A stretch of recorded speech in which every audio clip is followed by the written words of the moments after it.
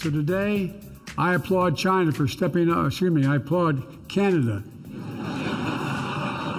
You can tell what I'm thinking about China. I won't get into that yet. I applaud Canada for stepping up with similar programs, opening new legal pathways for 1,500 migrants to come to Canada from countries in the Western Hemisphere. At the same time, the United States and Canada will work together to discourage unlawful border crossings and fully implement the updated Safe Third Country Agreement. All right, there you go. That is Joe Biden in his address to the House of Commons. By the way, beyond the China slip up there, the problem, the other one was he said 1,500. The actual number is 15,000 immigrants who will be allowed to cross, part of what he refers to as the Los Angeles Agreement. Tom Mulcair is on the line. Our feature brought to you by Guaranteed Industries, your air conditioning specialist. Give him a call if you want to stay cool all summer long, 514-342-3400 or online at guaranteedindustries.com. So, Tom, we knew this was coming. What do you think? I think it's actually, if people like this sort of stuff, they should read the full statement by both leaders. It's quite extensive. A lot of emphasis on strategic minerals, the future of electric vehicles, lots of high-tech stuff, making sure that we start inshoring, like bringing back to North America the best electronic manufacturing. Just we've learned that we shouldn't be trusting the Chinese government to make our stuff for us, so at least not stuff at that level. So it's really a fascinating read, and it shows in very detailed, complex terms exactly what President Biden just said. We're very close friends, allies, we work together, and this is a roadmap. I would say that this is something that's laying out for the next generation how Canada and the U.S. are going to work together, and it's one of the most complex and extensive agreements that I've seen in a long time after one of these get-togethers that usually are more about good feeling than anything else, but there was a lot of that as well, a lot of good feeling. And on the Roxham Road Safe Third Country specifically, do you think that's the perfect solution, or is there a perfect solution? Well, there's always going to be pushback. There are people who are activists on the side of people who are seeking to get out of the United States for all sorts of different reasons and would like to come to Canada, and they're going to say it's a bad deal because then people are going to be told we have to wait 14 days. Will they be shivering in the woods? That sort of argument. But overall, it was an untenable situation. It was unsustainable. You couldn't keep bringing in tens upon tens of thousands of people irregularly. Canada took in, we had 38 million people last year. This year, we're well over 39 million because Canada took in more than 1 million immigrants last year. As a proportion of our overall population, that's already huge. Some would even say generous.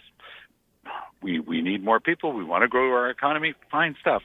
But those are all people who followed the rules. They played by the rules. They went on the website. They went to the local embassy in their area. They talked to the Canadian government. They figured out how to make an application for themselves and their family.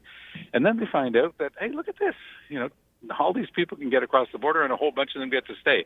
So it was not sustainable for the health and social and educational and housing services that were available, especially in Quebec, but also not fair for people who were playing by the rules. So I think that it was the absolute right thing for the Canadian government to do. And we've talked about this. You remember, I'd say about 2 months ago, Mendocino sort of spoke out of turn and he got slapped down by Trudeau. He said, I've got a deal, to fix the Safe Third Country rules.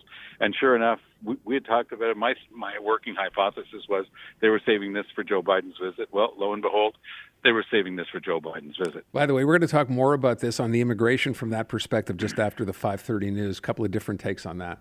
And do we have any sense of what Pierre Poilievre was able to say to the president? He had a quick moment with him.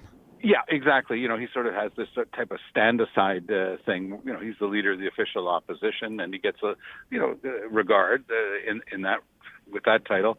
I don't think that there would have been any substantive discussion.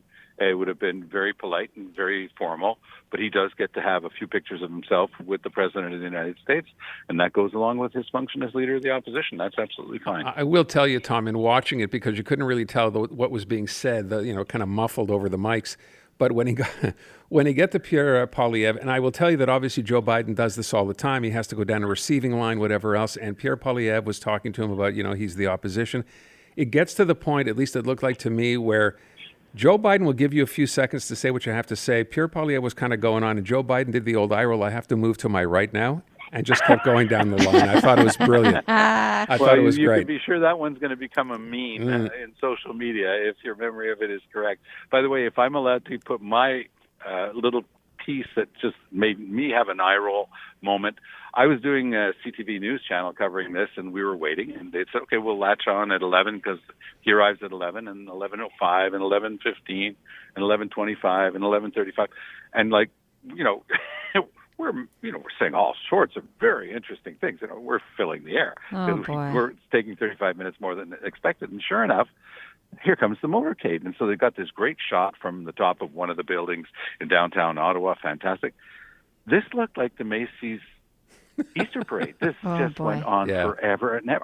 It's definitely, by far, the longest motorcade I've ever seen. Up until now, about the longest one I had seen was about 30-car motorcade for Madeleine Albright. I was in Israel at the time, and it was the end of the Clinton administration, and she was trying to put together a deal, and she had about 30 or so cars, and we were all very impressed with that. But this one, easily 100 vehicles, Really? And you had no idea what they were for. And it was the most bizarre thing I've ever seen. Any quick comments on Elizabeth May and her awkward moment over the chocolate bar? Oh, dear. No, Oh dear is good. We can just leave it at oh dear, Tom, and move on. Tom, that was great. That's fine. It's because I know Elizabeth May, and I'm cringing already. Why don't you explain to everyone, including me, what she did? I'd missed this one. So she handed Joe Biden, she was in that receiving line, a chocolate bar, a large one, like a brick that said peace, which apparently comes from the folks in the Maritimes who have that chocolate store. They're Syrian immigrants. It's an immigration success story, a small business story. But she was kind of insistent that was the time to do it, of course. About it, Of course, Okay. And by the way, you really get drilled on these things when you're meeting people at that level. Don't do anything. You really get talked to. These are the rules. You're not allowed to do this. You can't do that. And of course, you can be sure that she was told you don't do that. Mm-hmm. And she obviously thinks that the rules are for other people because you don't do that. Okay. We asked the question about Trudeau. We now know, of course, that $6,000 hotel was, in fact, the Prime Minister and his wife. What a surprise. I will tell you, though, Tom, when we asked the question, I think, Natasha, most people are like, you know what? Big deal. Let's move on. Stop trying to hammer this guy and make him pay the money back type of thing. Where are you on this now? Well, I do think that it was a huge mistake for him to allow himself to be brought into a hotel room that was that expensive. It was a big mistake on the part of his most senior staff. And sorry about that. You're not being pulled over, are you, Tom? No, they weren't pulling me over. It looks like there's a nice accident. I'm on the bridge between Laval and the North Shore. And so I have to say that I think Trudeau really blew this one because when he knew that it was him, because this became a news item in the fall, all he had to do was swallow hard and say, yeah, it was me, 500 heads of state and all of their retinues, and this is what we were able to do, period. And I think he would have moved on. But instead, he stood in the House. Poilievre asked him straight up. I suspected Poilievre had a pretty good idea. It must have been the big boss in the $6,000 a night room. And so Trudeau started dancing around it, tried to be smart about it, and he just added gasoline on the fire. Yeah. This thing was going to come back one day, and if it was him, it's going to make him look bad. So it does make him look bad. Does he reimburse it? No, he won't reimburse it. I guess it makes some people feel good to ask him to reimburse it, but they know darn well that's never going to happen. By the way, Tom, we did a little quick research. Should he want to go back for the coronation, which is the weekend of May 6th, we found him a hotel room for 578 Canadian a night. At the Marriott. And the suite. It's a luxury place. It says it's perfectly located between the Marble Arch and Oxford Street, so it's in very, very good spot. If he wants the same suite, it's gone up by $200. That's right. It's more expensive to buy that now. Let's talk about Airbnb quickly here. Now we're getting word that if you don't have the permit, if it's unauthorized, the Airbnb listing will not be allowed on the app anymore. Does this go far enough, Tom? Well, it's a start because, and it's also what I would call as a lawyer, it's an admission that they were doing things that were illegal. And this is going to get very tricky with all these deaths. This will get very tricky for Airbnb. There was an incredible moment that was filmed by several of the media in Quebec City yesterday. You can find it on the LCN website if it's of interest to you. It was the head of Airbnb in Canada who had been visiting, obviously called on the carpet by the tourism minister in Quebec City. And lo and behold, he's trying to get away. He's pushing the microphones away. He's pushing the cameras away. This is going to become a graduate course case study in how not to behave with the media. Mm-hmm. So he and his able assistant finally get the elevator to come up. The door opens, they get inside, and the door won't close. And so they keep filming him as he comes out of the elevator, goes down the hallway, keeps trying to open a door. And as one of my French media colleagues remarked this morning, he says, you know what?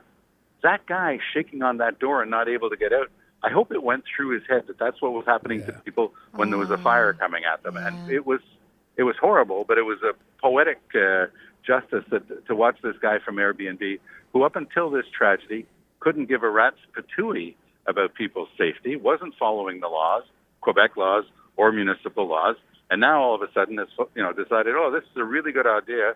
Airbnb is going to start obeying the law. Powerful moment. Tom, thank you so much. You have a good weekend. You too. Take good care.